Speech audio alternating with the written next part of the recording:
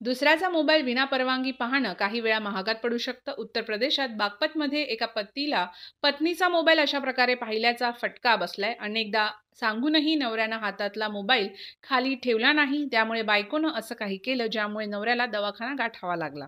Mobile ही आता गरजेची आणि खाजगी गोष्ट बनली आहे. त्यात अनेक आवश्यक व खाजगी गोष्टींची माहिती असते. त्यामुळे एकमेकांचे मोबाईल हाताळणं चुकीचं ठरतं.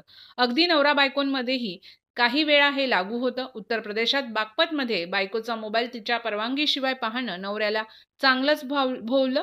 नवरा मजेमध्ये बायकोचा मोबाईल पाहत होता. इतकंच नाही तर YouTubeवर गाणी ऐकत होता. तेव्हा पत्नी आली व तिने आपल्या मोबाईलला हात न लावण्यास सांगितलं.